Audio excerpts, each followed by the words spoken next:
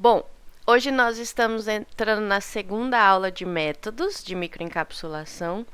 E aí, falando dos métodos, como a gente vai abordar alguns artigos, a gente já vai falar de algumas análises que são importantes de serem feitas quando a gente forma uma microcápsula. Então, de certa forma, a gente vai começar a falar do tópico 4 também, que é o tópico de análise, tá?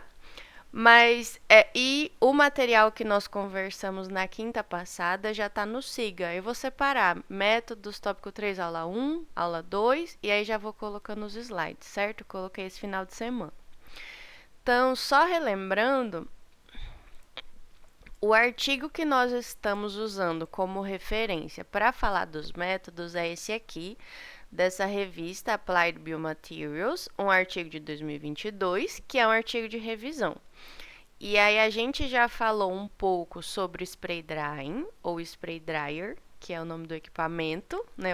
O equipamento é o spray dryer, e spray drying é a técnica, desculpa, de secagem, tá? E a gente falou sobre coacervação também. E aí, falando sobre coacervação, a gente entrou no nosso primeiro exemplo, que é aquele artigo em português, que as pessoas estão encapsulando o óleo de pequi usando goma de cajueira e quitosana por coacervação complexa. E aí eles estão fazendo duas secagens para comparar esse material encapsulado. E aí, em vez de colocar vários slides aqui do artigo, eu acho que vai ser melhor a gente trabalhar com o artigo mesmo, que daí a gente vai rolando. Então, deixa eu só trocar essa tela aqui por essa outra aqui. Isso. Que aí então é a tela do artigo, certo?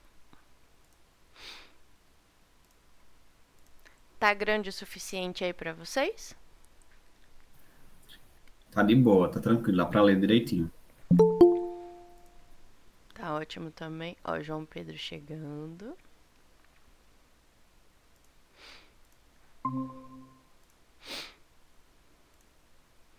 Bom dia, João. Bom dia, professora. Bom dia, pessoal. A gente está começando a falar do artigo que a gente falou que a gente começou a falar também na semana passada, tá? Bom, então esse aqui é o artigo. Não sei se vocês já olharam ele, beleza? Não sei se vocês já olharam ele, mas é um artigo de texto corrido, não é aquele artigo que divide em duas telas, então fica um pouco mais fácil da gente baixar. Depois vocês vão ler sobre ele em casa, ou se já leram, tudo bem também. Um artigo aqui, ó, da Embrapa, de 2018. Então, nós temos o resumo. Vou passar rápido que a gente não vai falar sobre isso, tá? O abstract também está aqui. Temos a introdução, que fala da importância do óleo do pequi, que é o que eles estão encapsulando. Falando dos biopolímeros também. Os materiais, como eles isolaram o material do cajueiro, né, a goma. E nós falamos um pouco sobre as microcápsulas. Então, deixa eu dar mais um zoom aqui. Pronto. Aí. Nós falamos que eles fizeram um teste prévio, que é esse teste de potencial zeta, que é um teste justamente para ver como são carboidratos, né? Como que esses carboidratos se comportam variando os pHs, porque eles estão pensando na coacervação, então é um método que exige a precipitação desses carboidratos. Então, eles avaliaram em vários pHs, ó, 3,5, 4, 4,5, 5, 5,5, e também em várias proporções dos dois polissacarídeos, porque se é uma coacervação complexa, tem que usar pelo menos dois materiais de parede. Então, eles trabalharam com a goma do cajueiro e a quitosana nessa proporção, 22 para 1 em massa. Então, para cada 22 gramas da goma de cajueiro, eles usaram 1 grama de quitosana. E o pH ideal para que eles precipitem 4,5. E o material padrão, que a gente costuma ver muito na literatura para coacervação, goma arábica com quitosana, aí já em uma proporção 6:1, também em massa, pH 3,5, certo? E aí a gente já falou isso, mas eu vou repetir para a gente não esquecer. Começaram sempre preparando uma solução da primeira goma. Então, por exemplo, 100 ml da solução da goma de cajueiro em Ultra Turrax. Comentei com vocês que o Ultra Turrax é similar a esses mixer de cozinha, só que ele é bem mais forte, tá? Então, essa agitação aí por 3 minutos para fazer uma soluçãozinha ou uma suspensão da goma. Aí adiciona-se o material que vai ser encapsulado, que nesse caso é um material oleoso, 2 gramas do material. Homogeneiza de novo. E aí, mesmo que a gente trabalhe com esses equipamentos que a gente homogeniza rápido, é importante a gente padronizar os tempos. Tá? Eu agitei em Vortex por 30 segundos, 1 minuto. É sempre bom fazer essa padronização e fazer sempre igual, tá? E ter esse dado também para pôr no nosso material, no nosso artigo. Então, depois de pôr o óleo, mais 3 minutos de Ultra Turrax. Depois vai a solução de quitosana, mais 3 minutos.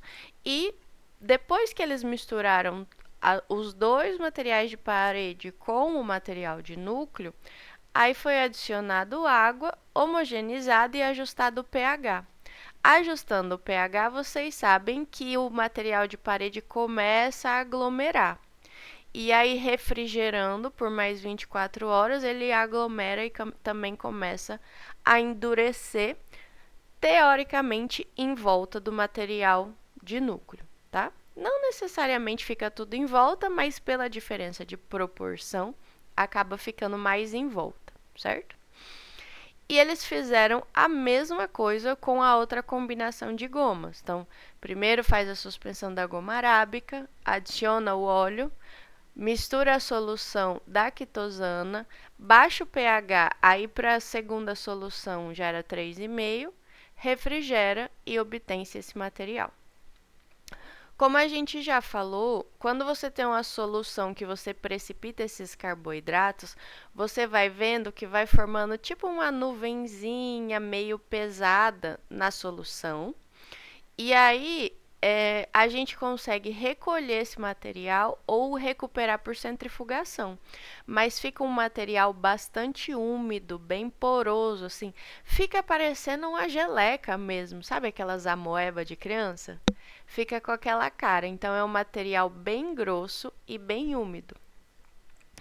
E aí, eles fizeram 2 secagens para esse material. A primeira foi por spray e a segunda foi por liofilização. Falei já para vocês que por liofilização é bem tranquilo. Pega essa geleca, bota lá numa prateleirinha, que os liofilizadores normalmente têm umas prateleiras, né, pra gente colocar. Congela e vai para o liofilizador. Os desafios que a gente tem aqui, às vezes, é quando a gente usa... quando é um material que é difícil de congelar, ou, às vezes, a gente usa um pouco de álcool para fazer alguma coisa em alguma etapa. Aqui eu acho que eles não usaram álcool. Aqui são só soluções normais, né? A goma de cajueiro, nesse item aqui de isolamento... Tô passando muito rápido? Tá dando para me acompanhar? Tá tranquilo, professora. Então tá. Especificamente aqui, quando eles isolaram a goma do cajueiro, vejam que eles precipitaram o material com etanol aqui, ó. O sobrenadante foi precipitado em etanol na proporção 3:1 e foi retirado o excesso. Mas às vezes, e isso é muito comum, tá? Sobra um pouquinho de etanol no material e aí esse material tem dificuldade de congelamento. Se o material não congela direito, a gente não consegue liofilizar. Ele vai para o liofilizador, ele perde bastante água, mas ele não seca. E aí, se ele não vira um pozinho seco, a gente tem dificuldade de trabalhar com ele depois. Então, às vezes, a gente precisa pensar em alguma forma de congelar melhor para que a gente consiga liofilizar de fato. Se tiver qualquer suadinha no material que vai para o liofilizador, ele já não liofiliza direito, tá? O que se faz aqui? Às vezes a gente congela o material dentro do próprio liofilizador, porque aí não vai ter nenhuma questão de transporte que vai fazer ele descongelar um pouquinho. O liofilizador é um equipamento, esses que a gente tem em laboratório, eles trabalham na faixa de -50. Então, você deixa o material lá a -50 por um tempo, para depois ligar o liofilizador, tá? Ou, quando você tem acesso, a gente usa também nitrogênio líquido. Nitrogênio líquido está a -140 e poucos graus. 150 e poucos, não sei. Então, congelar com nitrogênio líquido também é uma forma de deixar o material muito bem congelado quando a gente tem resquício de etanol. Aí a gente consegue liofilizar, tá? Lembrando também que existem liofilizadores. Diga, Felipe, pode falar. Camila, me surgiu uma dúvida, né? Porque a gente sabe que no laboratório, às vezes, a gente não tem essa disponibilidade de deixar o material congelando no liofilizador. Às vezes, por conta da rotatividade, né? Então, qual seria a outra solução? Numa hipótese, não temos a disponibilidade do liofilizador, não temos nitrogênio líquido. Teria alguma outra solução, caso a gente tivesse algum resquício de etanol na microcápsula? Na verdade, você não vai congelar ele todo no liofilizador. Você deixa um tempo no freezer, já para ele congelar, e aí no liofilizador é coisa de 1 horinha. Então Ah, aí então dá seria certo. É para então seria um finalizar o pouco. congelamento. Ah, seria para finalizar, entendi, Justo. Você não entendi. vai congelar ele todo no Sim, liofilizador, porque entendi, senão entendi. realmente leva muito tempo. Porque assim, ó, por exemplo, no nosso campus a gente tem Ultra Freezer, que é um freezer a -70, -80, que também nem todo mundo tem, mas quando a gente tem é uma vantagem, porque ele congela muito bem. Mas qual que é É a aquele nossa... que está no corredor? Aquele do corredor é um Ultra Freezer e tem um outro dentro do laboratório. Aquele Tá, do corredor ainda é um... Enfim, ainda é um problema a ser resolvido. Mas dentro do laboratório tem um outro. E aí, qual que é o nosso problema hoje? O liofilizador do PPGTA não é muito bom.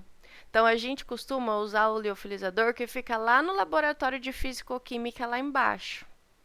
Então, mesmo que você leve o material muito bem acondicionado, esses materiais que têm resquícios de etanol, até chegar lá embaixo, ele já descongelou um pouco, pelo menos. Então, você chega lá embaixo, coloca no liofilizador mais meia hora, 1 hora, para terminar esse congelamento final, para depois ligar, tá? entendi, Esse entendi. o macete que os técnicos de laboratório usam para conseguir liofilizar. Todo mundo que trabalha com extração, que extração sempre vai algum solvente, né? E aí depois tem dificuldade de congelar, fica usando esses macetes para conseguir liofilizar material, porque realmente dá muito trabalho, tá? É o que eu sei que dá para fazer. Se não tiver nenhuma dessas formas, aí a gente tem que voltar lá atrás para, sei lá, ir para um rotoevaporador, deixar o material exposto por mais tempo para tentar tirar todo esse resquício de etanol, Entendi, professor, tá? entendi. Para esse trabalho aqui em especial, então, só a microcápsula que foi a goma de cajueiro que pode ter algum problema para liofilizar. A outra não, porque é só coisas aquosas. E é importante que vocês saibam também, mas eu não conheço ninguém que tem, existem liofilizadores que funcionam à base de solventes. O nosso liofilizador, o liofilizador lá da físico-química, só serve para secar água. Mas existem liofilizadores para secar outros solventes também. E ele nem é tão mais caro assim, sabia? Acho que na época que eu cotei, que já faz muitos anos, dava uma diferença de 15 mil reais. Não era assim. Já é um equipamento que na época custava uns 40, 50 mil. Então tinha um de 40 e um de 60. Um para eliminar só água e outro para eliminar água e outros solventes também. Às vezes é uma vantagem para determinados laboratórios, né? Quando trabalha com muito com essas extrações que vão solventes. Enfim, ambas as microcápsulas que eles prepararam foram secas por 2 métodos. Para o spray, vocês sabem que ele não vai secar material viscoso. Então, primeiro eles fizeram aqui uma centrifugação só para calcular o rendimento. Então, eu sei quanto eu coloquei dos materiais de parede, eu sei quanto eu coloquei do material de núcleo e eu peso tudo isso no final e eu sei quanto que foi o meu rendimento de microencapsulação. É claro que aqui não é o método ideal de cálculo de rendimento, dependendo da forma que eles fazem esse cálculo. Por quê? Porque vocês sabem que esse material resultante é um material super hidratado. Estou falando para vocês, vira uma geleca mesmo. Então, talvez o resultado final tenha um erro por conta desse excesso de água, tá? Mas enfim, a gente vai falar sobre isso lá nos resultados. Para fazer a secagem por spray dryer, eles fizeram uma dispersão de novo em água destilada. Aí usaram aqui uma proporção que eles definiram para ficar com o material com a viscosidade apropriada para ir para o spray. Fizeram uma formulação extra usando carboximetilcelulose, que também é uma goma, tá? Também é um carboidrato com essa característica de goma, mas que tem uma função antiaglomerante para esse pó resultante não formar grumos. E secaram. Então, secaram no spray dry. Aqui, temperatura não tão alta, ó, 150 graus. O ar que passava 4,2 metros cúbicos por minuto. A velocidade do ar de secagem. A vazão da entrada do material a ser seco, meio litro por hora. E liofilizador por 24 horas. Normalmente, a gente anota aqui as condições do liofilizador. As horas de secagem, a temperatura, que ele sempre marca lá, ele ficou em menos 48, menos 50, menos 52, e até aquela pressão. Porque a ideia é que faça o máximo, chegue o mais perto do vácuo possível. Mas nem sempre, nunca chega a zero essa pressão, ela fica bem pertinho, a gente costuma anotar aqui na metodologia, tá?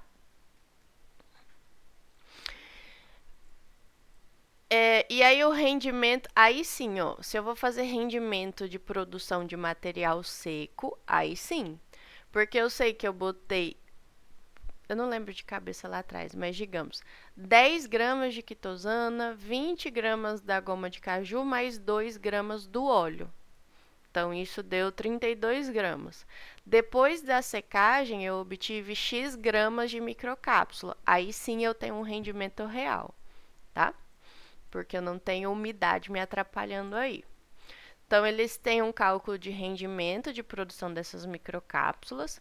Então, vejam, é MI dividido por M0 vezes 100. Então, MI é o valor da massa final e M0 é a massa inicial. Massa da goma, massa da quitosana e a massa do óleo, certo? Depois eles fazem também, e essa é uma análise muito essencial, eficiência de encapsulamento. E aí, eu não sei se eu já comentei isso com vocês, mas quando a gente vai dosar a eficiência, a gente precisa...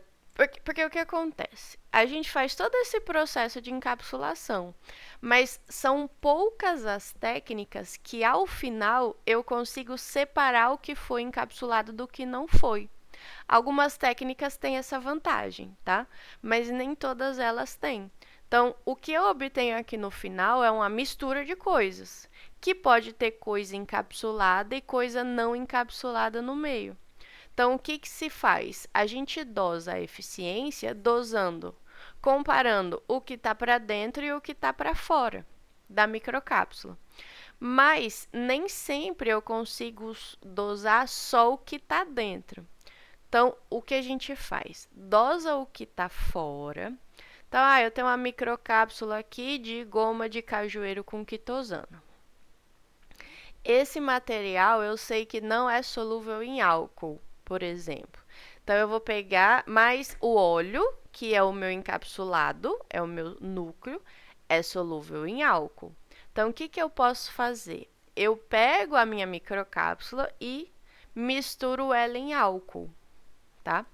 Se eu faço isso, eu só vou solubilizar o óleo, mas eu só vou solubilizar o óleo de fora. Por quê? Porque a microcápsula em si não solubiliza em álcool. Então, eu solubilizo esse óleo de fora, meço ele no método que eu tiver. Normalmente são métodos usando espectrofotômetros que a gente usa. Então, faço a dosagem de quanto que tem desse óleo para fora.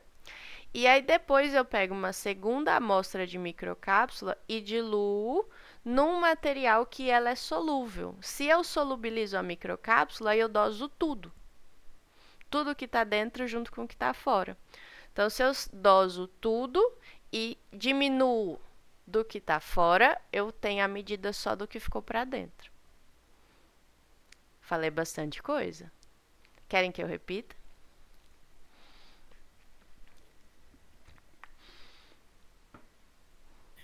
É bom, professora, que foi bastante informação Não mesmo. é? O ideal para eu saber quanto que ficou dentro da microcápsula é eu ter uma medida de quanto está dentro. Mas dificilmente eu tenho uma medida disso. Eu costumo conseguir medir o que ficou para fora, solubilizando o meu material ou misturando o meu material em coisas que a microcápsula não se desfaz. E eu consigo desfazer a minha microcápsula. Quando eu desfaço ela, eu doso tudo. Então, se eu consigo dosar tudo e consigo dosar em separado o que ficou para fora, a diferença disso é o que ficou para dentro. Então, eu nunca tenho um método que eu doso só o que está lá dentro, mas eu consigo dosar o total e o que ficou para fora, certo? Que é o que eles fizeram aqui, ó. Vamos ver como eles fizeram para ver se clareia um pouco mais. Ó, vejam, eles fizeram primeiro a determinação do óleo total. Então, se eu meço o óleo total, eu vou medir o que está dentro da microcápsula e o que está fora dela. Então, eu preciso usar uma mistura de reagentes que solubilize a minha microcápsula, tá? Eles estão dizendo, ó, a extração do óleo total foi realizada pelo método de Bly-Dyer. Então, eles dosaram o óleo por Bly-Dyer. Pesaram 0,1 gramas de micropartículas, adicionaram 10 ml de cloroformo, 10 ml de metanol e 8 de água destilada. Então, eles fizeram essa mistura e visualizaram se tinha solubilizado tudo. Se solubilizou tudo, se a minha microcápsula se desfez, significa que eu realmente vou dosar todo o óleo que está presente no material, tá? Então, eles homogeneizaram em agitador magnético, adicionaram mais cloroformo e uma solução de sulfato de sódio lá, agitou por 2 minutos, o material foi transferido para funil, deixado em repouso até separação. E aí, aquele método normal de dosar lipídios, né? Coloca no funilzinho, vê a parte que é orgânica ou oleosa, filtra e quantifica em espectrofotômetro. Enfim. E aí, eles têm, então, a dosagem da parte oleosa total.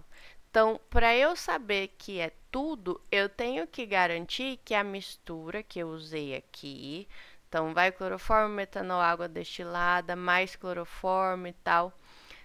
Eu tenho que olhar, e aí isso é uma coisa que eu consigo ver visualmente mesmo. Solubilizou tudo, a minha microcápsula se desfez, não sobrou nada de partícula? Ótimo, estou dosando o óleo total, tá? Depois que eles dosaram o óleo total, aí eles fizeram uma análise de óleo superficial, que é a medida do óleo que ficou para fora. Então, para esse caso, ó, adicionaram 0,1 gramas de micropartícula, 10 ml de hexano e agitaram por 1 minuto e já filtraram. Então, eles sabem que usando só hexano para essa partícula vai solubilizar só óleo, a microcápsula não solubiliza. Às vezes esse método de dosar a eficiência a gente tem que testar. A gente tem que testar os solventes que dão certo para o nosso material. Então, eles possivelmente testaram, perceberam que usar só hexano não solubiliza a partícula, solubiliza só o óleo que ficou para fora, e aí mediram esse óleo. E aí, como é que eu calculo a eficiência? A eficiência é a proporção do material que ficou para dentro em relação ao total. Mas eu não consigo medir o que ficou para dentro. Então, é o total menos o que está para fora, dividido pelo total vezes 100. Tá? Melhorou? Às vezes falta um quadro, né? Pra gente fazer uns rabiscos.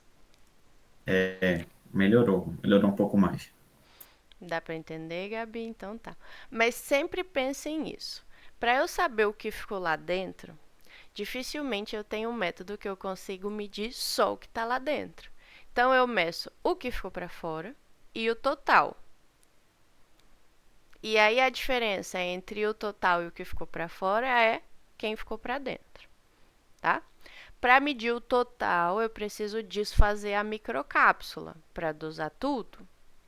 Para medir só quem ficou para fora, eu preciso de um solvente ou de uma mistura de solventes que não dilua a minha microcápsula, mas dilui o meu material de núcleo, tá?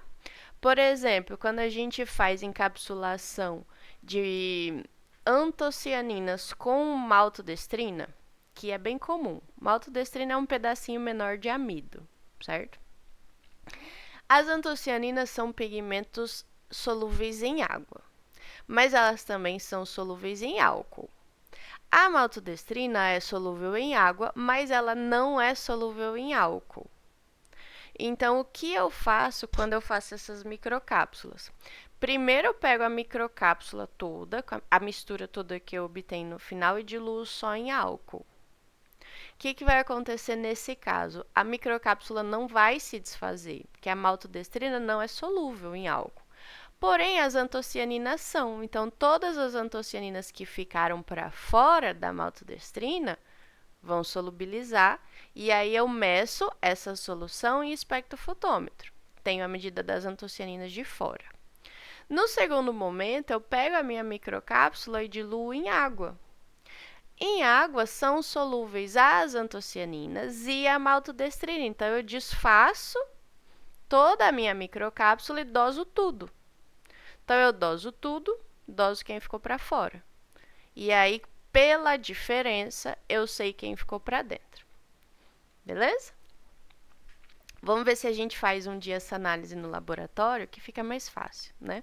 Estou aqui planejando para a gente terminar o Eu conteúdo acho que talvez na teórico. prática a gente consiga ter uma visualização melhor, né? Funciona melhor, com certeza. A gente vai chegar lá, tá? Vamos terminar pelo menos o tópico 3 e deixa eu comprar uns reagentes. Essa semana eu já fiz uma listinha para a gente poder fazer algumas coisas. Bom, a primeira coisa que eles mediram, então... Deixa eu só voltar um pouquinho. O que eles mediram depois que eles fizeram as microcápsulas? Primeira coisa, rendimento.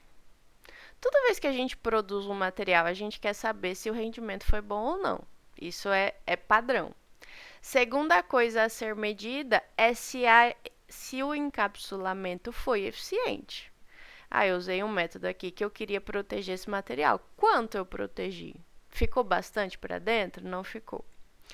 A terceira coisa que eles fizeram, e aí já é uma coisa que provavelmente é importante para eles em termos do material, é a solubilidade.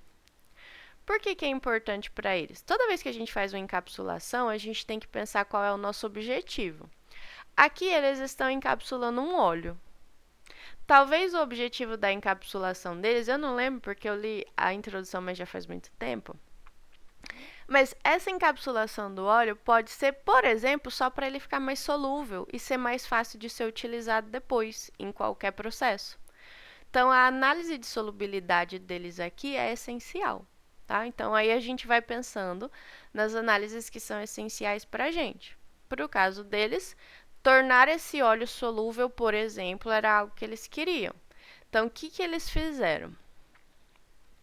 Eles pesaram uma quantidade das amostras, das microcápsulas, e adicionaram em água, agitaram, centrifugaram para ver realmente quanto do óleo ficou solúvel aí nessa parte aquosa, tá? Então, ó, agitaram, centrifugaram, tal, retiraram o sobrenadante, colocaram em placas e secaram para ver quanto desse material realmente ficou na parte de água, na parte aquosa. E a última coisa que eles fizeram, que é algo bem interessante também, é a morfologia. Vocês sabem que morfologia é o estudo da forma física da coisa.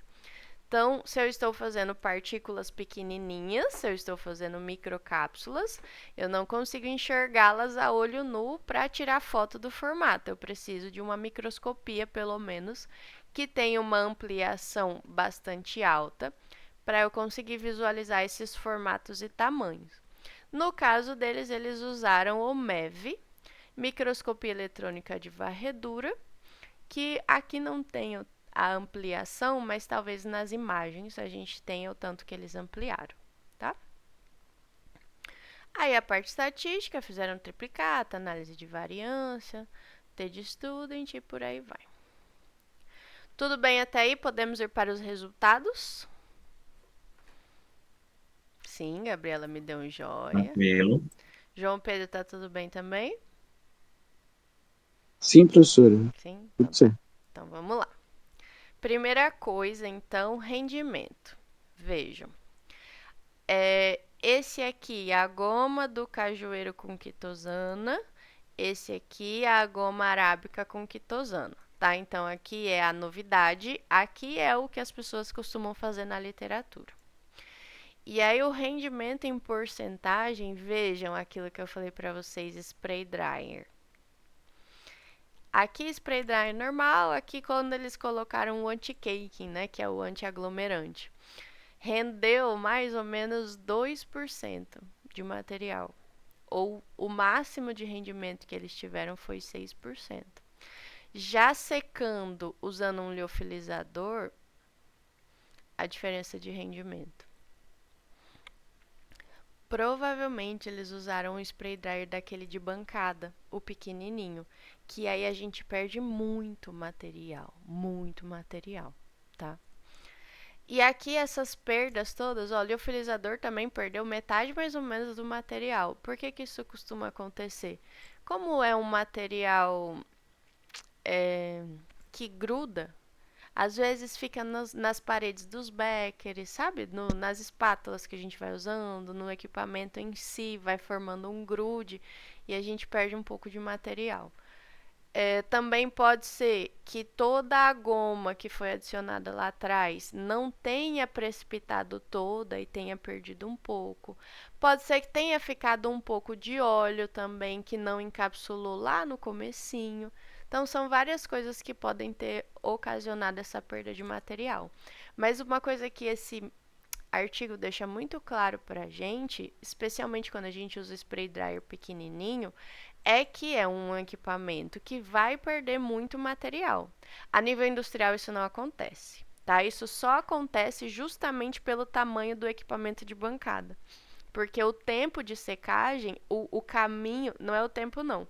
O caminho que a partícula corre, que ela passa para ser seca, é muito pequenininho. O tempo às vezes é o mesmo, 2 segundos, 3 segundos, 4 segundos, caindo do equipamento gigante, caindo do pequenininho. Mas esse caminho, o percurso é muito curto e aí o calor para secagem não é suficiente, tá?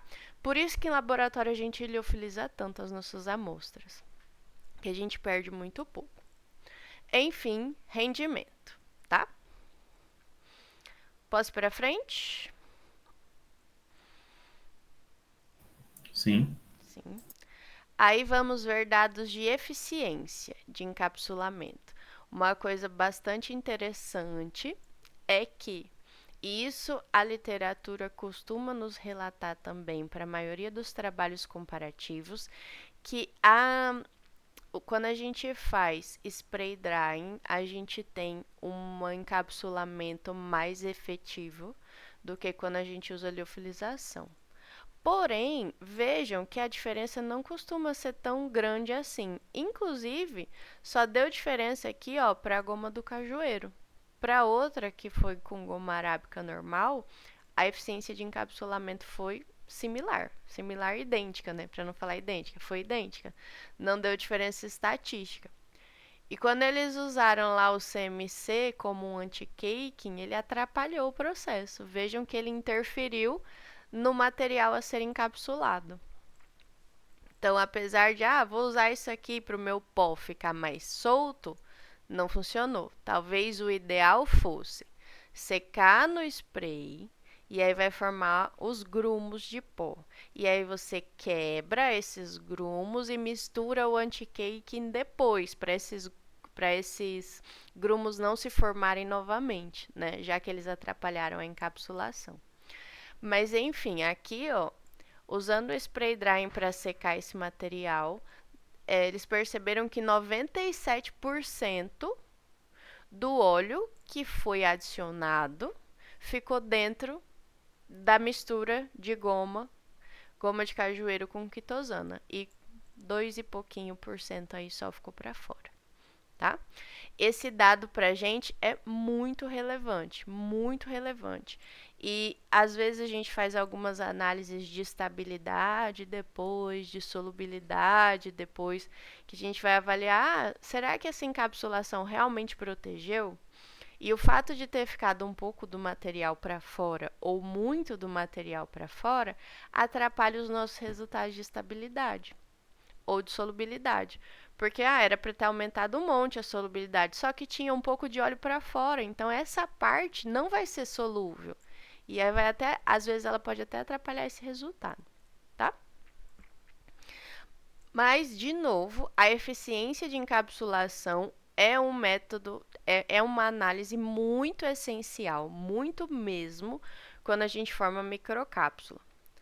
A não ser que seja aquelas encapsulações para manter o micro-organismo vivo, porque lá a gente dosa mais eficiência pelo fato do micro-organismo estar vivo ou não depois. Mas tirando essa situação, praticamente todos os artigos que fazem encapsulação dosam essa eficiência, tá?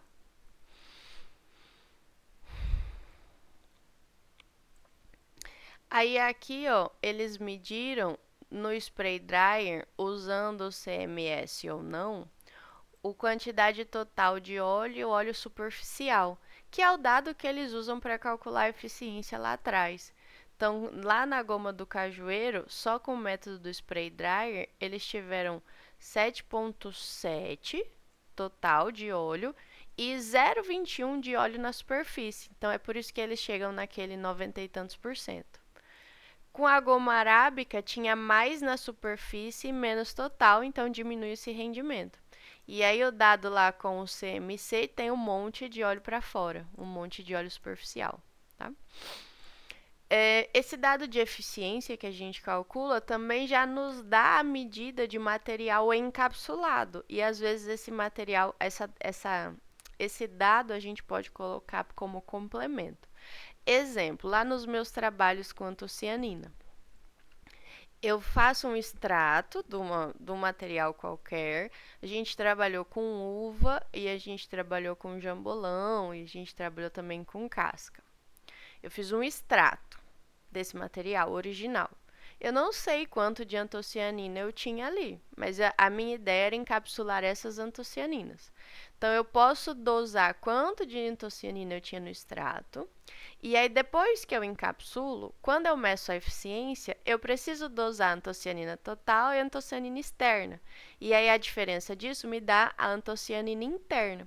Então, se eu tenho essa antocianina interna, além de resultado de eficiência, eu também tenho um dado de teor de antocianinas na minha microcápsula. E isso vai me ajudar para todos os testes que eu for fazer depois. Porque quando eu for aplicar isso num produto, por exemplo, e eu quiser comparar o produto com a antocianina normal e o produto com ela encapsulada, eu tenho que colocar quantidades que, como é que eu vou dizer? Que sejam equivalentes para eu saber se a cor tá igual, se a perda de cor tá parecida. Lembra da foto do sorvete que eu falei, ó, esse sorvete aqui tem X gramas de curcumina e esse sorvete aqui tem uma quantidade de microcápsula que também dá X gramas de curcumina?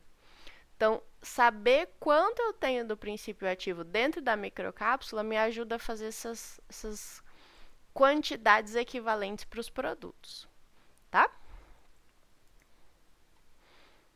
Tudo bem? Segunda de manhã eu falando um monte de Tranquilo, informação aqui. Gabriela me dá tranquilo, um joia. Felipe, tudo bem? tranquilo. Então tá bom.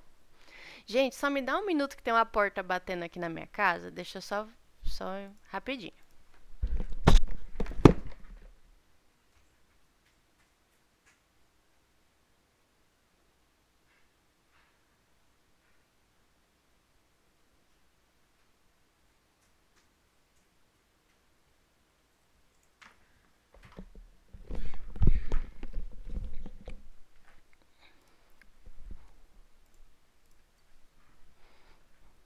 Voltei. Bom, o próximo resultado que o artigo traz pra gente é a parte de solubilidade. E aí, vamos lá. Eles perceberam que o material que eles obtiveram, ou essas microcápsulas, tiveram aí 97% de solubilidade em material liofilizado, 98% a outra mistura. Spray dryer já essa aqui da goma do cajueiro já não ficou tão solúvel. Porém, com goma arábica já ficou bem solúvel. Então, vejam que essas solubilidades são bem altas e isso tem a ver com a eficiência. Se eu tive uma eficiência muito boa de encapsulação, realmente o meu óleo ficou protegido, então eu vou ter dados muito próximos de solubilidade. Mas o que pode acontecer às vezes, nesse caso aqui, ó, vamos tentar comparar isso aqui com o dado lá de cima. Aqui tudo quase solubilizou, aqui tudo quase solubilizou, aqui não. Deixa eu voltar lá, é a do goma do cajueiro pro spray. Deixa eu voltar lá só. Spray não, é spray. Deixa eu só voltar lá rapidinho.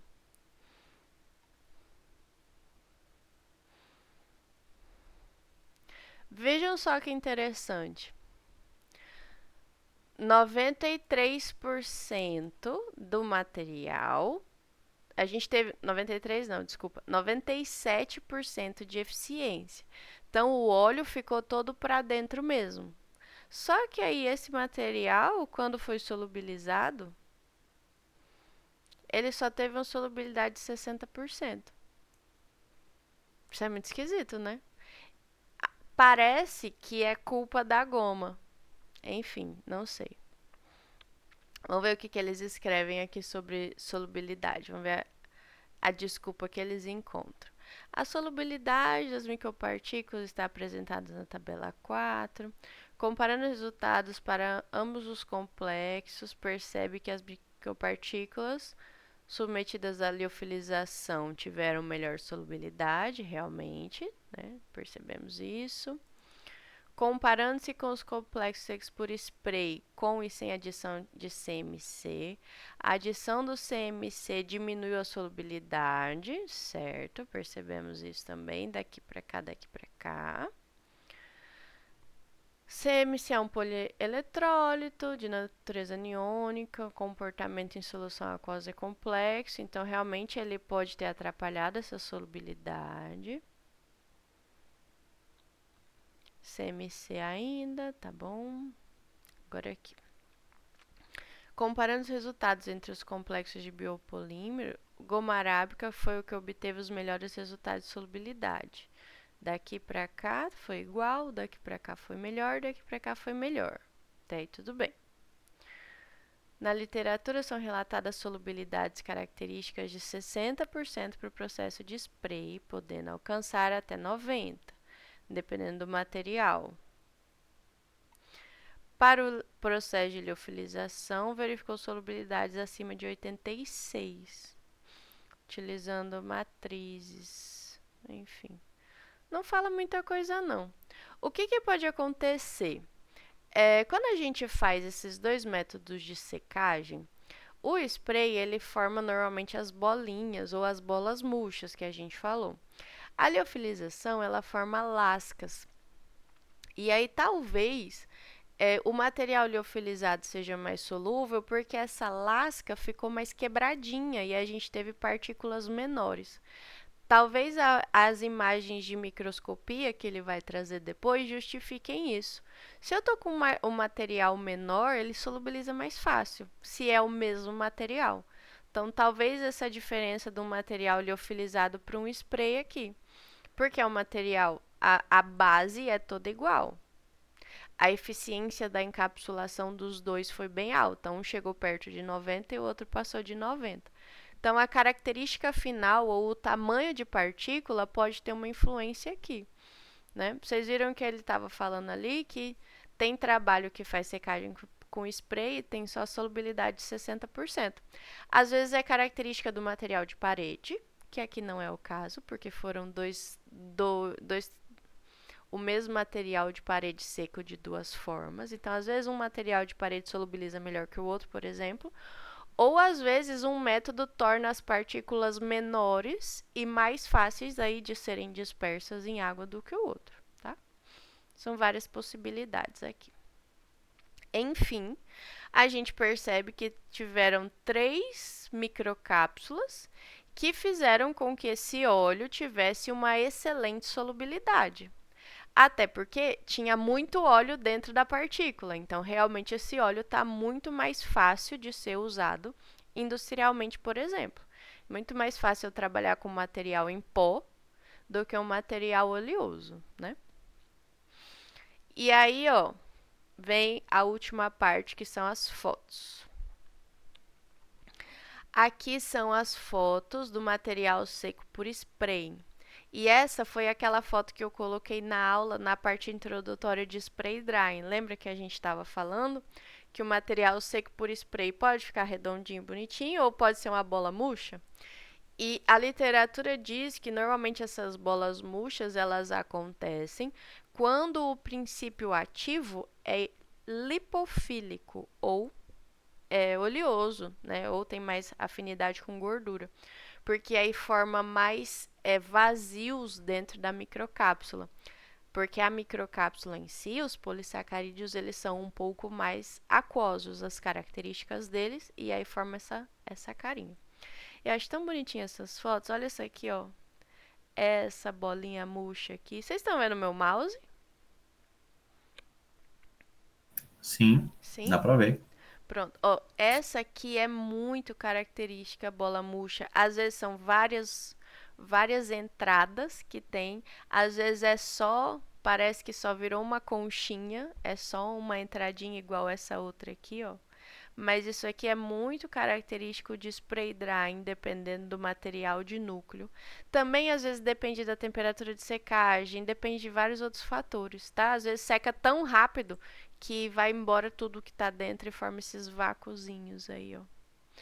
Vamos ver a diferença. Esse de cá é o de goma de cajueiro. Esse de cá é o de goma arábica. E aí, vejam a diferença de tamanho. Aqui parece que estão bem menores as microcápsulas. Aqui parece que elas estão maiores. Talvez isso tenha dado uma diferença de solubilidade. Ó, se a gente voltar lá, ó,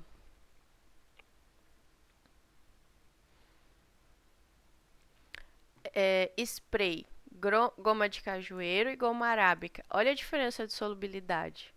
Um ficou com 60 e poucos e outro com 90. E olha a diferença de tamanho.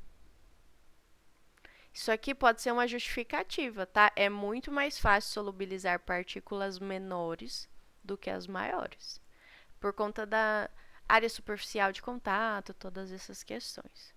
Então, isso aqui é uma foto bem legal de secagem por spray. A outra foto que eles fizeram aqui, ó, fizeram a microscopia só da partícula na ausência do óleo. só para a gente ver a cara que tem o material de parede seco. Então, aqui, o material de... Cadê? O último é goma arábica e o primeiro é a goma de cajueiro. Então, o material de goma arábica, ele seca bem mais bonitinho que o da goma de cajueiro, ó. A do goma de cajueiro seca meio esquisito. Enfim. E a última, penúltima, na verdade, o material liofilizado. Lembra que eu falei para vocês que liofilização não forma bolinhas, ela forma lascas, que pode ter caras muito específicas, tá? Aqui, ó, bem quebradiço, aqui também bem quebradiço. E aí, então, Lembra um caco de vidro, né? Parece um caco de lembra, vidro. lembra. Uhum. Sempre fica com uma cara muito quebradiça, tá? Esse processo de secagem é um processo, como é que eu vou dizer? É como se fosse uma secagem meio rápida demais, porque o que a gente tira é o cristal de gelo. Diferente daqui, na secagem por spray, que eu estou tirando a água do material líquida. Aqui eu estou tirando gelo. E aí o gelo, o cristal de gelo, ele é uma estrutura mais agressiva, digamos assim. O gelo, ele rompe superfícies, ele deixa essa estrutura mais esquisita mesmo, tá? E aí a pessoa que quer fazer uma micropartícula para tirar uma foto bonita, nunca faz uma liofilização, porque ela sabe que ela não vai ter uma foto bonita de partícula. Do lado de cá, o material que foi liofilizado lá com a goma de cajueiro. Do lado de cá, o material que foi liofilizado com a goma arábica. Então, a gente tem essas... Essa foto está bem mais escura do que essa, mas dá para ver que a característica é muito parecida. Tem uns furinhos aqui, ó, que talvez auxiliem também a solubilização. Enfim, importante vocês saberem a foto que vocês vão obter se vocês fizerem liofilização. Sempre vai ter essa cara, tá? Eles fizeram também, ó, do material de parede sem o óleo. E aí a aparência é diferente. Dá pra ver aqui o material bem mais quebrado, parece mais pontudo. E quando tem o óleo, se a gente voltar ali pra cima, parece que dá pra ver umas bolinhas de óleo colado, né? Assim, deixa eu até dar um zoom aqui. Parece que a gente vê partículas de óleo em cima das lascas. E aí, na outra, a gente vê só lasca mesmo. Vamos voltar pra lá. Ó, só lasca. De novo, isso é muito característico de material liofilizado, tá?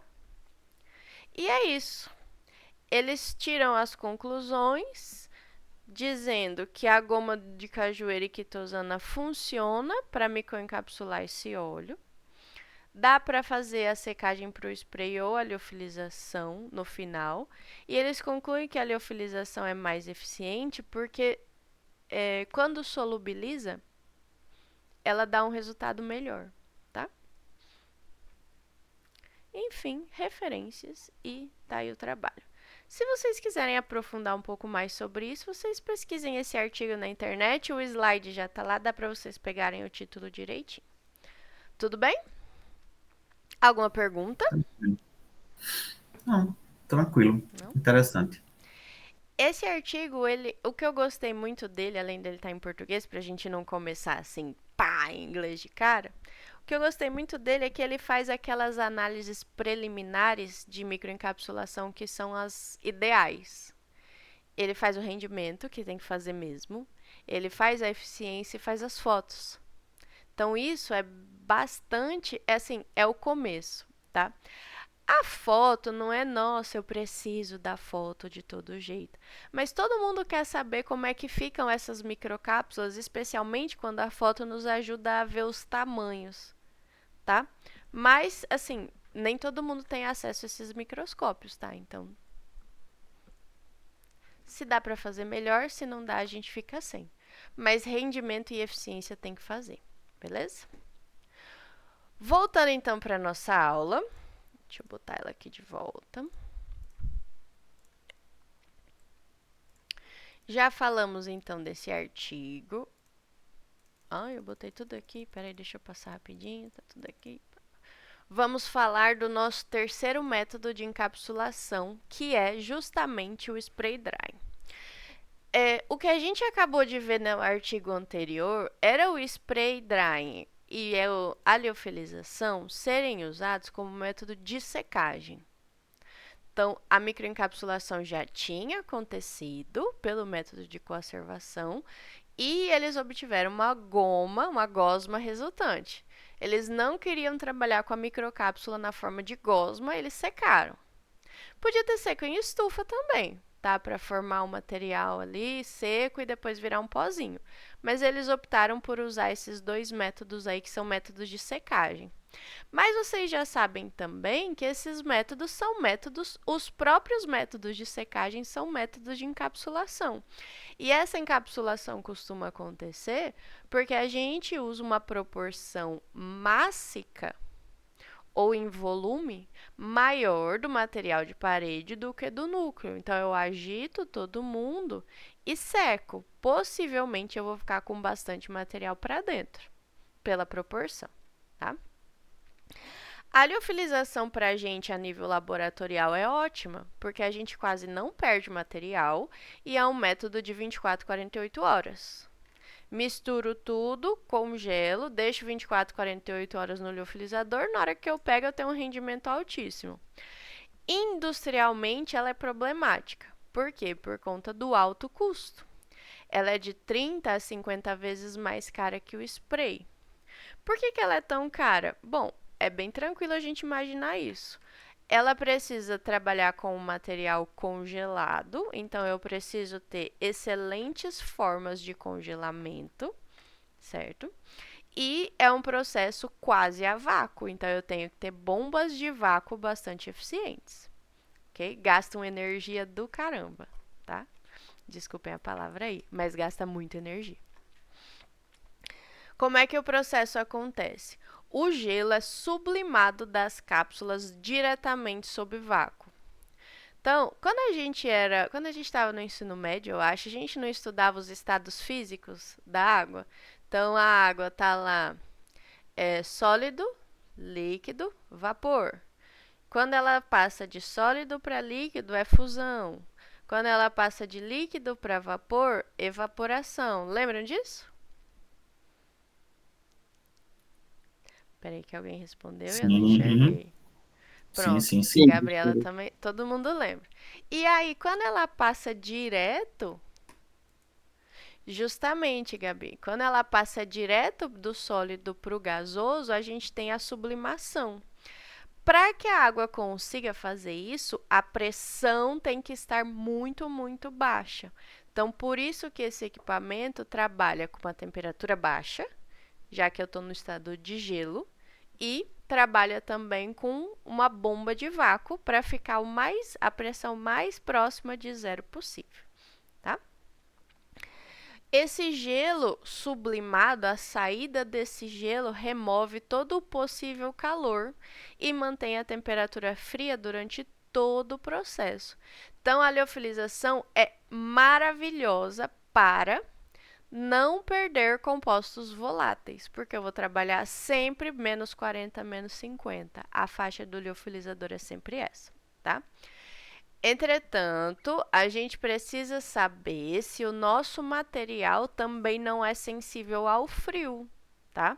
Se eu vou encapsular, por exemplo, micro-organismos, eu preciso saber se o meu micro-organismo não é sensível ao frio, porque às vezes isso acontece, e aí eu preciso misturar junto com o meu micro-organismo alguma substância que proteja ele do frio. Glicerol funciona, leite em pó funciona, tá? Então, a princípio, para substâncias que são sensíveis ao calor, é maravilhoso. Mas eu também preciso saber se o meu princípio ativo, né, se o meu material de núcleo, também não é sensível ao frio, tá? Como está escrito aqui, ó, é importante mencionar que cristais de gelo podem destruir a integridade da membrana celular microbiana. Então, para micro-organismos, eu tenho um cuidado especial.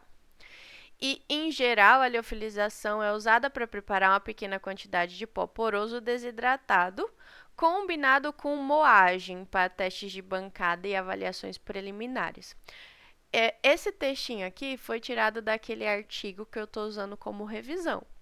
Por que eles falam tanto isso? Porque a nível industrial, a liofilização, gente, ela é muito inviável.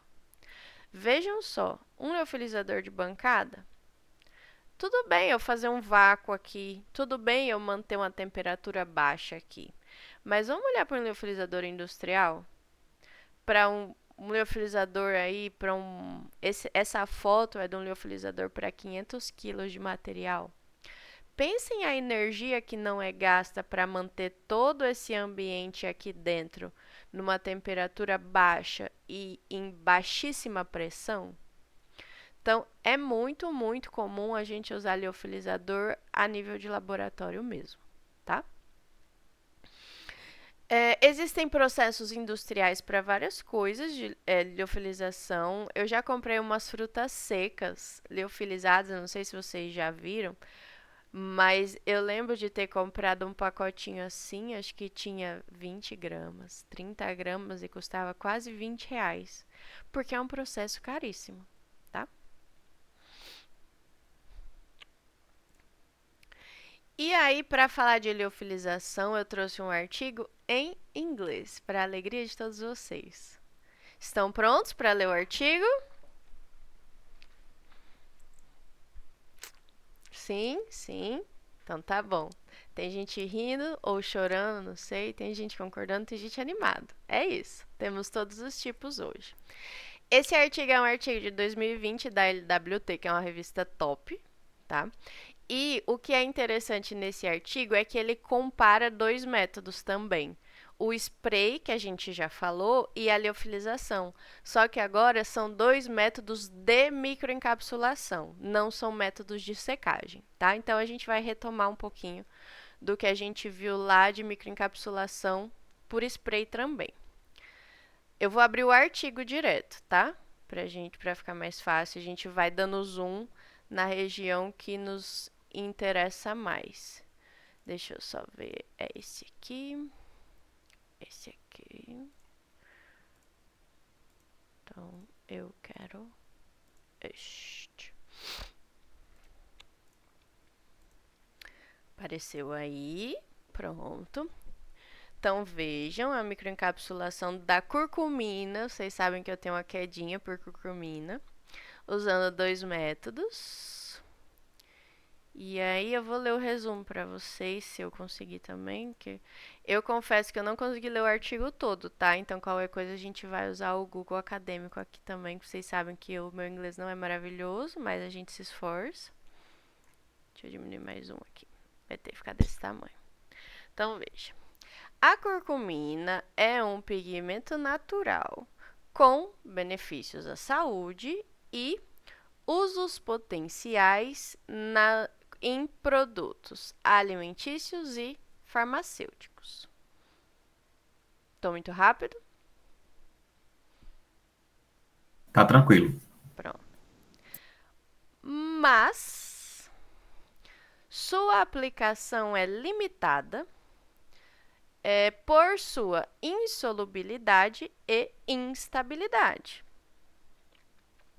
Então, esse estudo foi para examinar o efeito dos métodos, vou começar aqui do final, dos métodos de spray drying e liofilização, assim como 12 combinações de compostos ternários de materiais de parede. Então, eles usaram trincas de materiais de paredes combinadas. E o que eles mediram? Na eficiência de encapsulação, nas propriedades físico-químicas, incluindo distribuição de tamanho de partícula, morfologia, conteúdo de umidade, moisture é umidade, e valores de cor. Já que é um pigmento colorido, é importante a gente sempre medir a cor para saber se a encapsulação faz com que a curcumina tenha uma cor mais duradoura ou se ela perde cor mais rápido. E A estabilidade da curcumina contra estresses do ambiente em uma bebida modelo. Então, eles aplicaram numa bebida e verificaram a estabilidade da curcumina. A curcumina encapsulada por liofilização apresentou a eficiência mais alta, enquanto o spray dryer produziu micropartículas de tamanhos de partícula menores, uma superfície granular mais suave, smoother, mais leve, mais suave, mais macia, e formas mais regulares. Eu não sei o que é isso, não. Vamos pesquisar o que é isso. Peraí. Não vai fazer tanta diferença. Vou pular esse aqui, tá? Nananana. A curcumina encapsulada por ambos os métodos, by both methods, exibiu uma melhor estabilidade contra o calor e a acidez e melhorou a estabilidade na bebida carbonatada. Esse estudo provém ou nos fornece informação prática na seleção de materiais de parede e método de encapsulação para encapsulamento de curcumina para várias aplicações. Então, vejam que eles fizeram aí meio que um estudo de um trabalho de planejamento experimental, porque eles testaram vários métodos com várias combinações, né? Tudo bem com o resumo? Posso descer? Tranquilo. Beleza, então. Introdução eu vou pular, se vocês quiserem ler depois, mas o objetivo está aqui, ó. O objetivo deste estudo foi examinar o efeito de ambos métodos de spray drying e liofilização, assim como, ou bem como, 12 diferentes combinações de materiais de paredes ternários, em triozinhos, na eficiência, na estabilidade. Adicionalmente, esse estudo também examinou a aplicabilidade da curcumina microencapsulada na bebida. Então, vamos lá. Materiais. Curcumina comercial, uma pureza bem alta. Material bem purinho. Modified corn starch, então, amido de milho modificado, maltodestrina com destrose equivalente de 20, então, 2 materiais de parede já. Toda vez que a gente usa a maltodestrina, a gente precisa dessa informação de destrose equivalente, tá? Porque existem maltodestrinas menores e maiores. Já falei para vocês que a maltodestrina é um pedaço de amido. Pode ter 20 glicoses, 10 glicoses, 30 glicoses. O amido é um monte de glicose junta, certo? Então, a maltodestrina é um pedaço, que pode ser pequeno ou grande. E essa medida de destrose equivalente nos informa se ele é pequeno ou grande, tá? Os trabalhos de microencapsulação normalmente trabalham com a maltodestrina destrose equivalente 10 e 20, mais 20 do que 10, tá bom? Eles também usaram inulina, gelatina, goma de tamarindo, obtém for essa empresa. Também usaram beta-ciclodestrina e usaram pectina. Então, usaram aí 1, 2, 3, 4, 5, 6, 7 materiais de parede, tá? Todos comerciais, compraram tudo. Todos os reagentes químicos usados foram de grau analítico. Beleza. Aí vem formulação e preparação da emulsão. Costuma-se usar esse termo emulsão porque o princípio ativo é solúvel em óleo. E vários desses materiais de parede, amido, ciclodestrina, são mais hidrossolúveis. Então, se eu vou fazer uma mistura disso tudo, costuma-se usar o termo emulsão, tá? Mas o que vai se fazer aqui é uma mistura para poder ir para o equipamento de secagem, que vai ser o nosso processo de encapsulação em si, Então, vejam. Para preparar as emulsões para spray drying e liofilização, 12 combinações de materiais de parede foram formulados de acordo com a tabela 1. Vamos ver essa tabela, acho que ela está logo aqui. Vejam. A, B, C, vai até o L. Deixa eu diminuir um pouquinho. Vai diminuir demais. Enfim, eles estão chamando os materiais de parede, ó, eles estão chamando de material estrutural, o outro de material auxiliar e o outro de hidrocoloide. O hidrocoloide é o emulsionante, é o que vai facilitar essa incorporação de uma coisa com a outra, tá? Então, para a primeira, tem vários com o amido, a maltodestrina.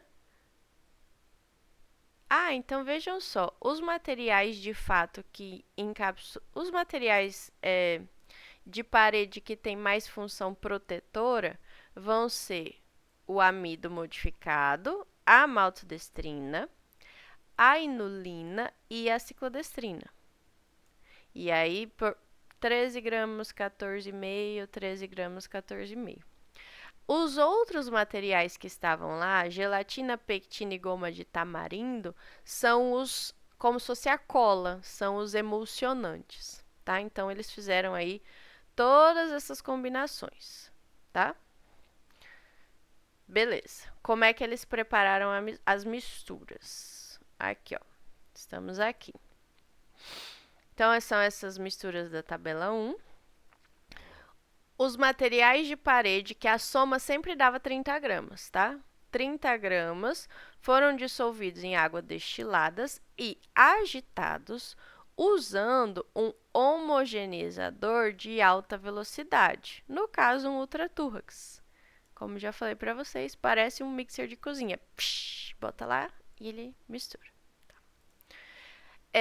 Na velocidade de 3.000 RPM até completa dissolução. Então, primeira coisa, só dissolver os materiais de parede em água. Depois de deixar parado overnight, durante a noite, então a gente bota no final do dia e pega no outro dia de manhã. 1 grama da curcumina em pó em 40 ml de etanol absoluto foi colocado dentro do material, dentro da solução de material de parede e misturado a 16.000 RPM por 10 minutos em um banho de água fria para alcançar a completa emulsificação. Então, veja, eles pegaram 1 grama de curcumina, colocaram em 40 ml de etanol absoluto, que é o etanol puro mesmo, sem diluir em água, o etanol PA. Deixaram isso uma noite para a curcumina incorporar bem nesse etanol. Então, ficou parado lá por uma noite. Fiz no final do dia, peguei no outro dia de manhã. E aí, pegaram essa soluçãozinha de curcumina, então, e misturaram a 16.000 RPM, aí numa velocidade bem maior, na solução que tinha o material de parede até emulsificar direitinho, certo? Uma quantidade pequena, a small amount, de água destilada foi usada para rinçar o becker e o resíduo de curcumina na emulsão. Então, eles deram uma lavadinha no becker com água, bem pouquinho, e a emulsão foi feita até 100 ml. Então, fizeram lá um material de parede numa quantidade de água pequena, porque depois foi adicionado 40 ml da solução de curcumina e ainda lavaram um pouquinho o becker para completar 100. Então, vejam que essa solução original aqui era, sei lá, devia ser uns 30 ml de água, 40 ml de água no máximo. Ou 50, talvez. Não podia passar de 100, né? Bom, fizeram essa solução inicial. Fizeram a emulsão. E aí, eles foram para os equipamentos. Então, microencapsulação por spray drying e por liofilização. O spray drying foi conduzido. Carried out é conduzido, tá? utilizando um spray dryer de escala laboratorial, então vocês já sabem que ele é bem pequenininho, equipado com o chamber, o fogo, um atomizador, o separador tipo ciclone, um soprador de ar quente, um compressor, não sei o que, não sei o que. Enfim, o que é importante a gente saber sobre o spray dryer? Temperatura. Então, foi usado 190 graus para secar e uma taxa de alimentação de 600 ml por hora. Aqui o fluxo do ar quente e é isso. Gabriela, eu acho, comentou na nossa última aula na quinta, falou assim: professora, então esse método ele não é muito apropriado para substâncias termosensíveis, né? Vejam aqui que eles estão usando uma secagem a 190 graus e a curcumina é super sensível à temperatura. Então, pode ser que só essa emulsão prévia proteja ela dessa temperatura. A gente vai descobrir no resultado de cor depois, tá? Isso é tentativa e erro. Pode ser que o método seja agressivo para esse princípio ativo ou pode ser que não. Tem que testar para ver. Enfim, secaram o material a 190 graus num spray dryer de bancada. Para liofilização, as emulsões foram congeladas a menos 80. E aí, vejam, tem etanol aqui, tá? E tem bastante etanol, porque é 40 ml de um total de 100. É bastante. Então, congelaram a menos 80. Deixa eu ir para lá.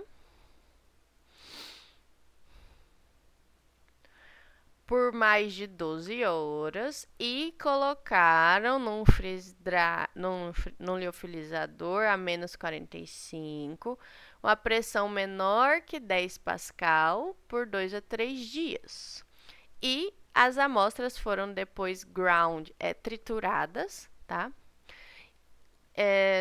Num pó fino with a mortar and a pestle, um pistilo e um grau, sabe aqueles de cerâmica que a gente tem no laboratório, acho que é porcelana? Sim, sim. Que você vai... Parece um negócio de Sei. amassar alho, né? Você fica... Sim, sim, sim. Pronto. Então, eles usaram isso para triturar esse material liofilizado. Normalmente formam uns blocos, assim, a gente dá uma quebrada e tritura para formar um pozinho bem homogêneo, tá? Então, eles não tiveram problemas para liofilizar esse material com álcool. Talvez, pelo fato de ter passado uma noite essa solução de curcumina com etanol, boa parte desse etanol tenha evaporado, tá? Talvez um dos objetivos também de deixar a noite toda seja esse, para não ficar excesso de etanol ali, não sei. O fato é que precisa do etanol porque a curcumina precisa estar solúvel para ser incorporada nessa massa que eles fizeram, senão ela não incorpora, tá? Nessa massa que eu digo é nessa emulsão que eles fizeram. Senão você vai fazer a emulsão, você vai ver só um monte de pontinho amarelo, você não vai ver uma cor amarela total na emulsão. O que eles analisaram então? A eficiência de encapsulação. E aí vejam, ó, curcumina total e curcumina na superfície, porque essa diferença é justamente o que está dentro, tá? Então, para dosar, vamos ver aqui, ó. A quantidade de curcumina foi quantificada por espectrofotômetro, beleza. Curva de calibração, usando soluções de curcumina em etanol, ok. Equação 1. A curcumina superficial é a quantidade que foi parcionada na fase etanólica. Por quê? Eles usaram aqui maltodestrina, ciclodestrina, inulina não sei de cabeça, mas amido. Esses materiais de parede, eles não são solúveis em etanol, tá? E a curcumina é. Então, eles pegaram a microcápsula, diluíram em etanol, porque ficou tudo... A microcápsula ficou, só diluiu a curcumina de fora. Então, aí eles dosaram a externa e total curcumina é a quantidade de curcumina extraída com etanol depois de dissolver as micropartículas. Então, eles fizeram só o etanol sem dissolver a micropartícula e colocaram o etanol depois dissolvendo para dosar a curcumina. A total e a que estava fora, tá? Análises morfológicas. Eles fizeram distribuição de tamanho de partícula, e aí é um analisador específico, é um equipamento, certo? Que analisa o material em pó, powder samples. E, para avaliação da morfologia superficial, as amostras em pó foram depositadas em carbono adesivo de dupla face, observadas em microscópio eletrônico de varredura. Então, eles tinham dois equipamentos legais aqui, um analisador de tamanho de partícula e uma microscopia, o tal do MEV, né? Fizeram análise de umidade, como a gente faz mesmo. Aqui é aquela análise que é feita a vácuo, 70 graus em uma estufa a vácuo. A gente faz a 105 em estufa normal, né? Mas se você faz em estufa a vácuo, você pode fazer a secagem a 70 graus. Então, eles mediram a umidade, possivelmente para não degradar muito essa curcumina, talvez. Análise de cor usando colorímetro, certo? Fizeram testes de estabilidade, A estabilidade ao calor da curcumina foi medida, como a retenção da curcumina depois que suspensões da micropartícula. Então, eles fizeram uma soluçãozinha dessas microcápsulas, 0,2% massa-volume, weight, volume, certo? Massa-volume. Então, 0,2 gramas em 100 ml de água, por exemplo. E essas suspensões foram aquecidas a 90 graus por 20 minutos. Então, esse é o teste de estabilidade ao calor. A estabilidade ácida da curcumina foi determinada pela sua retenção depois que a micropartícula, a suspensão da micropartícula, a mesma concentração, foi ajustada ao pH 1 pela adição de ácido clorídrico. Então, o que eles fizeram? Fizeram soluções das microcápsulas. Uma eles aqueceram, a outra eles colocaram o ácido e mediram a curcumina antes de pôr e depois de pôr para ver quanto que perdeu de teor de curcumina. O teor de curcumina é medido tranquilamente no espectrofotômetro, tá? Como eles citaram ali atrás.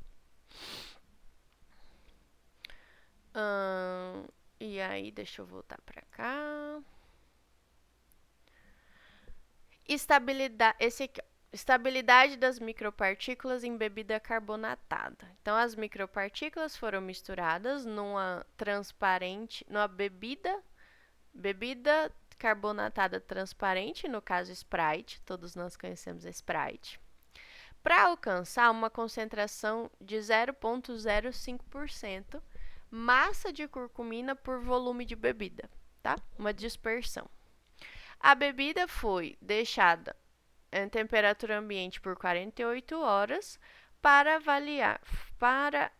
avaliação quantitativa da estabilidade ou da porcentagem de retenção de curcumina e avaliação visual de o contrário de turbidez não é claridade, é transparência, tá? Clarity é transparência e formação de sedimentos precipitados e análise estatística. Alguma dúvida sobre metodologia? Tranquilo, professor. Tranquilo. Vejam que essas análises básicas quando a gente faz uma encapsulação, elas são bem padronizadas. Todo mundo dosa eficiência, todo mundo que pode faz a microscopia para ver a aparência dessas microcápsulas e às vezes na microscopia a gente consegue ver o tamanho. Quando ela é bem padronizada, quando as microcápsulas são bem parecidas. Se isso não acontece, se a gente tem esse equipamento para analisar a distribuição do tamanho da partícula, também seria ideal, né? Porque pela distribuição do tamanho, a gente pode ter certeza se é realmente uma microcápsula ou se de repente a gente produzir uma nanocápsula, vai saber, ou possivelmente até uma cápsula, né? Que é muito grande para ser caracterizada como micro. Então, vejam, resultados e discussão. Deixa eu diminuir esse zoom aqui para a gente ver, porque eu acho que a tabela está grande. Está aqui embaixo, ó.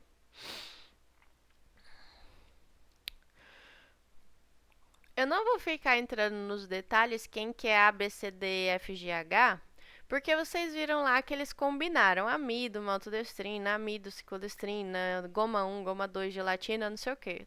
De repente, depois o que destacar mais, a gente volta lá para saber quem é, né? Mas vejam, ó, começando com a eficiência da encapsulação. E aí, SD Spray Dryer, ou Spray Drying, FD Freeze Drying, que é a liofilização. Então, para uma mesma combinação aqui de materiais de parede, o spray, nesse caso, teve uma eficiência um pouco menor, 60, 70. Nessa outra combinação, a eficiência já foi um pouquinho maior. E aí, isso vai variando. Para essa combinação, ó, o spray teve uma eficiência bem menor do que esse, por exemplo.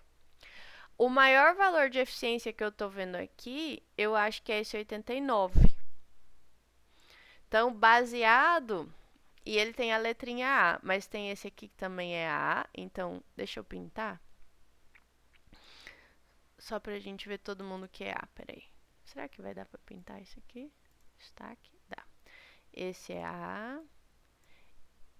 Para, não quero tudo isso não. Esse também é A. Esse aqui em each column. Ah, é por coluna, tá? Então, nessa coluna aqui, os maiores são esses. Este e este e esse. Todas as letras A. Então, vejam. Para o método de liofilização, as maiores eficiências são essas duas. Para a combinação H e I, tá? Pro método I, elas estão empatadas. Eu não vou dizer, o melhor é o I porque deu 89 e o segundo melhor é o H porque deu 87, mas estatisticamente não tem diferença. Não pode dizer isso. Se estatisticamente não deu diferença, elas estão empatadas. Eu não vou ficar falando, um deu 89, outro deu 87. Não faço isso. Cuidado com isso, tá? Para o spray, a gente teve 3 combinações aí que tiveram eficiência maior. E se a gente olhar essas que eu pintei em laranja com essas, apesar de não ter estatística para isso, porque eles só compararam os dados na coluna, aparentemente o método por spray dryer foi mais eficiente do que o método por... O spray não, a liofilização, o freeze drying, foi mais eficiente que o spray para curcumina usando esses materiais de parede que a pessoa testou, tá? Então, eu já vou até pintar aqui, ó, o I que eu gostei mais, porque a princípio ele deu melhores resultados nos dois métodos, né? Aí vejam a segunda coluna aqui, ó, é a retenção de curcumina em termos de estabilidade térmica. Então, é a quantidade de curcumina que sobra na solução que eles prepararam. Depois de expor ela, eu acho que era 90 graus por quantas horas? Eu já até esqueci. Deixa eu só voltar lá. Peraí. Aqui, ó. Heat stability. 20 minutos. Were heated at 90 degrees for 20 minutes. Então, essas soluções foram aquecidas a 90 graus por 20 minutos. Mediram a curcumina antes de aquecer e depois. E aí eles perceberam, ó. Ai, meu Deus, tô indo muito rápido. Estabilidade térmica. Teve uma aqui que chegou a 91% de retenção, que é a letrinha A. Só ela tem a letra A, ó. No spray, na liofilização, também só tem uma letra A aqui. Então, em termos de proteção em relação ao calor, a mistura A, por liofilização, foi a mais efetiva. Por spray, a mistura D. A pessoa vai ter vários resultados aí, né? Ela vai ter que concluir assim: se eu quiser saber a melhor microcápsula baseado nisso, eu tenho que escolher essa. Se eu tiver que escolher baseado nisso, eu tenho que escolher essa. Enfim, brincadeira. Mas são muitos resultados. Quando ela foi ver a questão de acidez, estabilidade em pH ácido, porque a curcumina é muito sensível a variações de pH, aí vejam que para o spray, ó, a maioria ficou bem estável. Mas tem um destaque aqui para essa combinação, por exemplo, que é a única letra A. Liofilizador também, tudo acima de 80%, mas essa mesma mistura ganhou uma letra A que foi a que protegeu mais, né? E a última coisa é na bebida. Quando eles fizeram a bebida e deixaram por 48 horas, né, na Sprite. E aí eles perceberam, por exemplo, aqui valores bem altos de manutenção da curcumina e aqui também essa mesma. Essa tem mais de uma aqui, ó, com a letra A. Os maiores valores. Isso, muito bem. Então deixa eu só diminuir aqui para a gente ter a visão geral agora.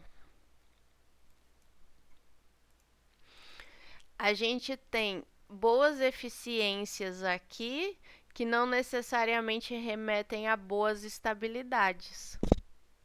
Então, talvez, se o meu objetivo, normalmente o nosso objetivo quando a gente encapsula uma coisa é que ela melhore a manutenção daquela característica. Então, é melhor eu olhar os resultados de K para escolher uma mistura do que o resultado de K. E aí eu vou dizer, por exemplo, deixa eu escolher um aqui. Ah, não quero escolher nenhum, na verdade. Brincadeira. Mas, por exemplo, essa combinação A aqui foi a que me deu a melhor estabilidade térmica e me deu uma boa retenção no produto, por exemplo. Então, eu posso escolher essa baseado na estabilidade térmica, levando em consideração que a maioria dos produtos alimentícios passam por processos térmicos, por exemplo. E a eficiência não é tão alta, porém, eu tive uma boa retenção de cor. Né? De cor não, de curcumina, do princípio ativo. Então, essa tabela resume várias análises que foram feitas. Além dessas análises, vejam essa aqui, essa figura aqui gigante, porque eles têm 12, né? Na verdade, eles têm 12 para 2 métodos, então, na verdade, eles têm 24 resultados. O que eles estão avaliando aqui é a distribuição do tamanho de partícula. Então, vejam, esse primeiro aqui, ó. Isso aqui é um resultado bem mais positivo, porque eu tenho as partículas obtidas depois do meu processo, depois da minha microencapsulação, elas estão numa faixa de tamanho mais estreita e tem uma região que é a predominante. Então, ela está predominando aqui, ó, aqui vai de 10 em 10, 10, 20, 30, mais ou menos 40 micrômetros de diâmetro, corresponde a uns 9, 10% mais ou menos do meu material.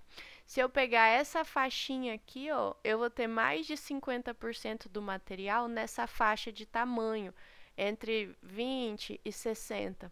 Então, isso aqui é um resultado muito interessante de distribuição de tamanho de partícula. Isso aqui, ó, esse terceiro já é um resultado ruim, porque eu tenho muita dispersão de tamanho.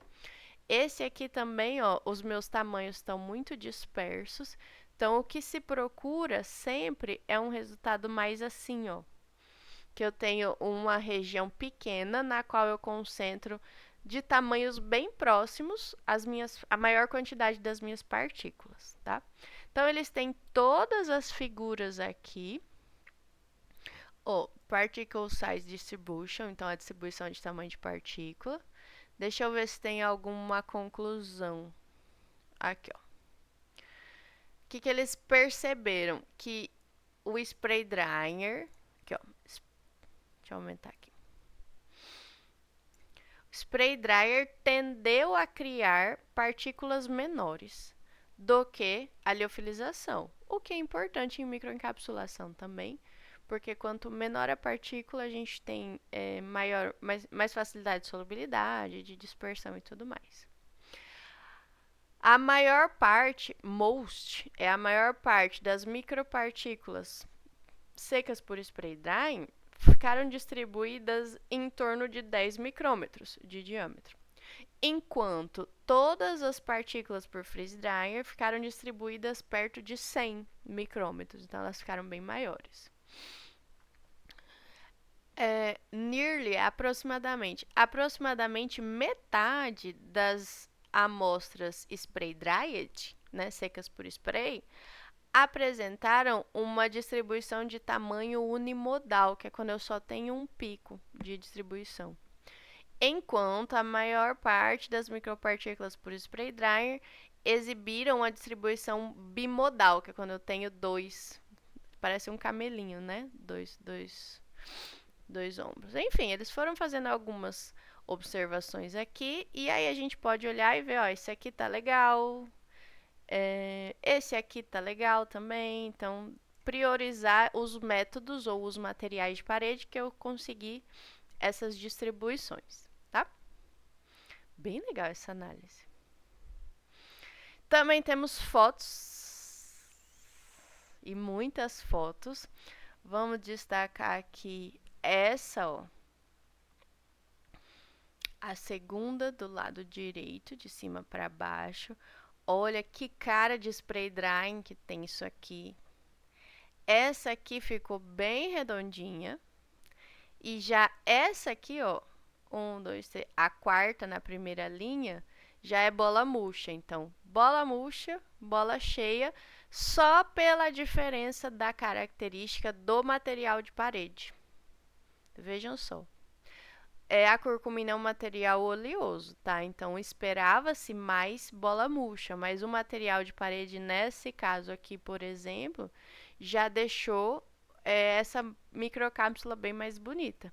Da mesma forma que aqui, ó, esse material de parede do F e esse do E deixou a microcápsula totalmente horrorosa e aglomerada, que é algo que a gente não quer para o material por spray. Por spray, a gente quer bolinhas, cheias ou murchas.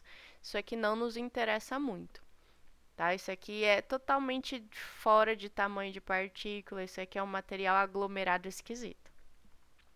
Liofilização aqui, basicamente, nada a ver com nada. Alguns a gente vê algumas lascas mais claras, tipo aqui parece vidro quebrado, aqui parece vidro quebrado. Outros têm uma cara meio bem aglomerado estranho. E aí a gente já viu ali em cima na distribuição do tamanho de partículas, que são partículas muito grandes. Então, não pareceu muito interessante em termos morfológicos, tá? A liofilização. Tudo bem, gente? Sim. Tudo certo. Tudo certo, professora. Então, tá bom. Apesar de É bem legal esse artigo, né? Eu gostei do fato deles usarem tantas combinações. E aí, especialmente nessas fotos, a gente vê o mesmo método, mesma temperatura, mesmo fluxo de material. Só mudando o material de parede, olha só a diferença da partícula visual.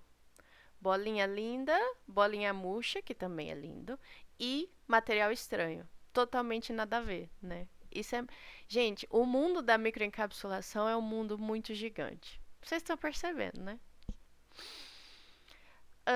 Eles ainda falaram aqui da estabilidade contra os estresses ambientais, que a gente já viu lá em cima, as retenções. Falaram aqui da bebida, e vamos ver o que eles concluem. Se eles chegaram num consenso, tipo, a ideia quando a gente testa um monte é a gente tentar indicar para o leitor um ou dois, ou vários, ou alguns, ou pelo menos um método melhor, né? Vamos ver se eles chegaram numa conclusão assim. Vou até dar um zoom aqui para a gente tentar ler direitinho. Conclusão. Então, as micropartículas de curcumina, formuladas com 12 combinações de materiais de parede, foram produzidas por spray e liofilização. A eficiência da microencapsulação por spray drying foi geralmente maior do que por spray. Tudo bem. O spray drying apresentou partículas finas, mais regulares e mais esféricas. Fato, né? O spray ficou, a maioria das combinações ficou mais bonitas. Esse aqui a gente não viu. Mas enfim, a quantidade de umidade média das micropartículas foi ao redor ou abaixo de 5% na maior parte das amostras. E a maior parte das amostras exibiu uma luminosidade similar. A gente não viu cor e umidade, né? Mas o que a gente espera para microcápsulas? Eu vou voltar lá já, mas o que a gente espera? Se é uma microcápsula de um material mais oleoso, a gente não quer que ele tenha muita umidade, tá? E a gente quer que ele fique bem amarelo. Eu não quero que a microcápsula faça a cor amarela sumir da minha curcumina, já que a curcumina é amarela, tá? Mas eu vou voltar lá já pra gente olhar. As micropartículas por spray drying foram mais amarelas do que as por liofilização, possivelmente possuindo mais curcumina superficial e menos curcumina encapsulada. Então, olha só, eu realmente quero que minha microcápsula mantenha a cor, mas aqui essa cor excessiva parece que é porque a curcumina ficou para fora. Tadinha. Tudo bem. A curcumina microencapsulada mostrou melhora na estabilidade contra alta temperatura e condições ácidas do que a curcumina livre. Enquanto fórmulas com amido modificado como material estrutural apresentaram estabilidade térmica e ácida mais altas, esse enquanto tá estranho, mas vou ignorar essa palavra aqui. As fórmulas com amido modificado como material estrutural apresentaram estabilidade térmica e ácida mais altas do que aquelas com inulina. Fórmulas baseadas em inulina tiveram uma performance melhor na bebida, tornando ela uma boa escolha como material de parede para esta performance de encapsulamento e efeitos benéficos à saúde. Esse estudo providencia ou fornece referência de valor inestimável na seleção de materiais de parede e processos para estudos futuros na microencapsulação de curcumina e outros compostos bioativos. Olha que coisa interessante, eles perceberam alguns benefícios do material com amido em termos de estabilidade térmica e ácida. Entretanto, na aplicação que eles escolheram, não foi a melhor performance. Então, talvez a gente possa aplicar em vários materiais, né? Em vários alimentos. E talvez para um produto alimentício específico, um tipo de microcápsula seja mais apropriado. Tá bem? Deixa eu só voltar lá na parte que a gente não falou. Deixa eu achar. De cor. Cadê? Aqui, ó, análise de cor. Microencapsulação, tamanho de partícula, morfologia, características físicas. É que é material suplementar. Será que vai abrir? Eu vou deixar de tarefa para vocês verem na internet depois. Pesquisem o artigo e deem uma olhada nessa tabela de material suplementar para completar nossa informação, tá? Eu preciso sair já que eu acho que tem gente na minha casa e eu preciso atender que eu tô sozinha. Gente, tudo bem por hoje? Tranquilo, professora. Nos encontramos então na quinta. Lembrem das notícias, a gente vai ter um tempinho para falar de notícias. E Tranquilo. A gente vai retomar os nossos métodos, a gente vai falar de exclusão na quinta-feira, tá? Exclusão não, extrusão, desculpe. Até quinta. Obrigada pela presença de vocês. E um abração, tá? Um abração. Até mais. Até. Obrigado pela aula. Tchau, tchau. Tchau.